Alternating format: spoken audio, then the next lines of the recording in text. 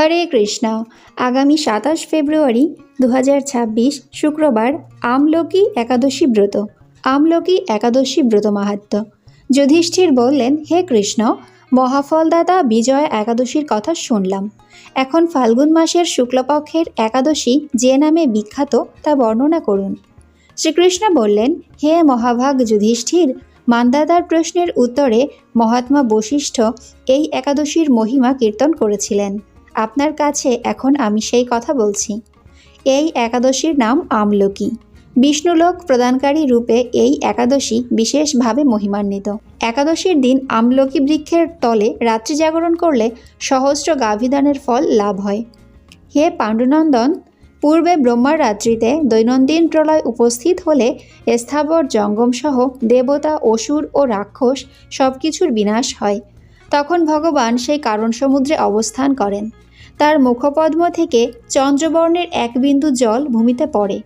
সেই জলবিন্দু থেকে একটি বিশাল আমলকি বৃক্ষ উৎপন্ন হয়।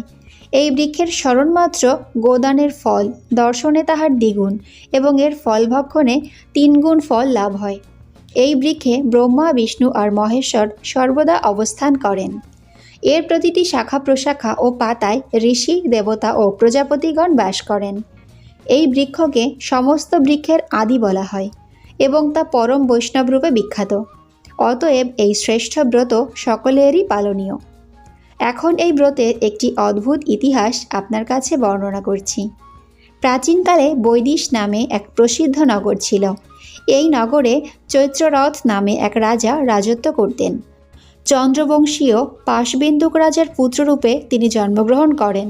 তিনি অত্যন্ত শক্তিমান ও ঐশ্বর্যশালী ছিলেন। শাস্ত্রজ্ঞানেও তিনি ছিলেন সুনিপুণ। তার রাজ্যের সর্বত্রই মনোরম, আনন্দপূর্ণ এক দিব্য পরিবেশ লক্ষ্য করা যেত। প্রজারা ছিলেন বিষ্ণুভক্তি পরায়ণ। সকলেই একাদশী ব্রত পালন করতেন। তার রাজ্যে কোনো অভাব অমঙ্গল ছিল না।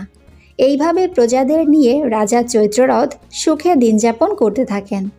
একসময় ফাল্গুনী শুক্লপক্ষের দ্বাদশীযুক্ত আমলকি একাদশী তিথি সমাগত হওয়ায় রাজ্যের সকলেই এই ব্রত পালনের সংকল্প করলেন। ওই দিন প্রাতঃস্নানের পর প্রজাদের নিয়ে রাজা ভগবান শ্রীবিষ্ণুর মন্দিরে যান। সেখানে সুবাসিত জলপূর্ণ কলস, ছত্র, বস্ত্র, পাদুকা, পঞ্চরত্ন ইত্যাদি দিয়ে সাজিয়ে স্থাপন করেন। তারপর ধূপ দীপ দিয়ে যত্ন সহকারে মুনি ঋষিদের দ্বারা শ্রী পরশুরাম মূর্তি সমন্বিত আমলকির পূজা করেন। হে পরশুরাম, হে রেণুকার সুখবর্ধক, হে ধাত্রী, হে পাপ বিনাশিনী আমলকি, তোমাকে প্রণাম।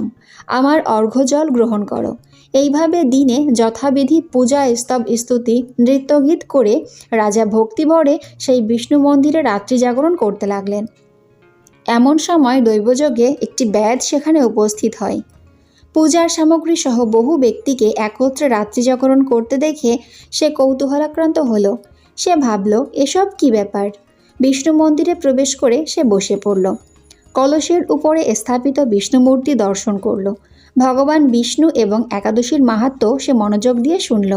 সারাদিন ওই ব্যাধ কিছুই আহার করেনি। এইভাবে ক্ষুধায় কাতর হয়ে সেখানে সে রাত্রি জাগরণ করল। পরদিন প্রজাসহ রাজা নগরের দিকে যাত্রা করলেন। সেই ব্যাধও তার গৃহে ফিরে গেল। এরপর একসময় ব্যাধের মৃত্যু হল। একাদশীতে রাত্রি জাগরণ ব্রত প্রভাবে সেই ব্যাধ পরবর্তী জন্মে এক রাজ্যের অধীশ্বর রূপে নিযুক্ত হল। জয়ন্তী নামে এক নগরী ছিল। সেখানে বিদুরথ নামে এক রাজা বাস করতেন। ওই ব্যাধ বিদুরথ রাজার মহাবলী পুত্ররূপে জন্মগ্রহণ করেন। তার নাম হয় বসুরথ। 1,00,000 গ্রামের আধিপত্য তিনি লাভ করলেন। তিনি ছিলেন সূর্যের মতো তেজস্বী, চন্দ্রের মতো কান্তিমান ও পৃথিবীর মতো ক্ষমাশীল। বিভিন্ন সদ্গুণে ভূষিত বসুরথ পরম বিষ্ণুভক্তি পরায়ণ হন। এই মহাদাতা রাজা একবার শিকার করতে গিয়ে পথ ভুলে যান। গভীর জঙ্গলের মধ্যে ক্ষুধায় পীড়িত হয়ে তিনি ক্লান্তিবশত শুয়ে পড়েন। এমন সময় কতগুলি পর্বত নিবাসী ম্লেচ্ছ রাজার কাছে এসে নানাভাবে উৎপীড়ন করতে থাকে। রাজাকে তাদের শত্রু মনে করে তারা তাকে হত্যা করতে চেষ্টা করে। পূর্বে এই রাজা আমাদের পিতা, মাতা, পুত্র, পৌত্র সবাইকে মেরে ফেলেছে, আমাদের গৃহ ছাড়া করেছে। এই রকম বলতে বলতে ম্লেচ্ছরা রাজাকে হত্যা করতে উদ্যত হয়। তারা বিভিন্ন অস্ত্রশস্ত্রে তাকে আঘাত করতে থাকে। কিন্তু আশ্চর্যের বিষয়, তাদের সকল প্রচেষ্টা ব্যর্থ হয়। রাজার কোনো ক্ষতিই তারা সাধন করতে পারেনি। তখন রাজার শরীর থেকে নানা অলঙ্কারে বিভূষিতা এক পরমা সুন্দরী স্ত্রীমূর্তি আবির্ভূত হন। মহাশক্তিধারিণী ওই নারী অল্প সময়ের মধ্যেই সকল পাপী ম্লেচ্ছকে নিধন করল। রাজার নিদ্রা ভঙ্গ হল। এই ভয়ানক হত্যাকাণ্ড দেখে রাজা অত্যন্ত বিস্মিত হলেন। তিনি বলতে লাগলেন, আহা, আমার শত্রুদের হত্যা করে কে আমার প্রাণ রক্ষা করল? এমন কৃপালু কে আছে? আমি তার প্রতি আমার কৃতজ্ঞতা প্রকাশ করছি। এমন সময় দৈববাণী হল, ভগবান কেশব ব্যতীত শরণাগতকে রক্ষা করবার আর কে আছে?